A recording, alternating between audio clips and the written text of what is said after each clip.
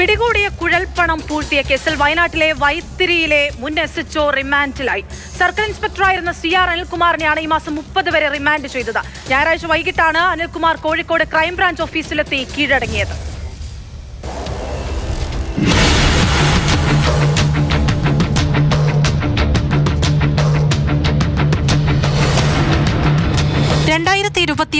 September 15 ചുണ്ടേലിൽ വെച്ചായിരുന്നു കേസിനാസ്പദമായ സംഭവം. അനധികൃതമായി കടത്തിക്കൊണ്ടുവന്ന 3,37,000 രൂപ പോലീസ് പിടികൂടി. മലപ്പുറം സ്വദേശികൾക്ക് കൈമാറാൻ ചുണ്ടേൽ സ്വദേശിയായ യുവാവ് കൊണ്ടുവന്ന പണമായിരുന്നു ഇത്. കേസിൽ അനിൽകുമാറിനെ കൂടാതെ സിവിൽ പോലീസ് ഓഫീസർമാരായ അബ്ദുൾ ഷക്കൂർ, ബിനീഷ്, അബ്ദുൾ മജീദ് എന്നിവരും ഉൾപ്പെട്ടിട്ടുണ്ട്. 4 പോലീസ് ഉദ്യോഗസ്ഥരെയും അന്നത്തെ ജില്ലാ പോലീസ് മേധാവി തബോഷ് ബസുമതാരിയുടെ റിപ്പോർട്ട് പ്രകാരം ഉത്തരമേഖല IG രാജ്പാൽ മീണ സസ്പെൻഡ് ചെയ്തിരുന്നു.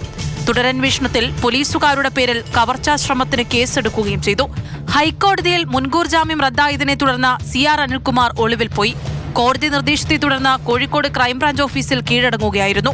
കൽപ്പറ്റ കോടതിയിൽ ഹാജരാക്കിയ അനിൽകുമാറിനെ Kalpetta chief judicial magistrate P. ഉബൈദുള്ളയാണ് മാർച്ച് 30 വരെ റിമാൻഡ് ചെയ്തത്.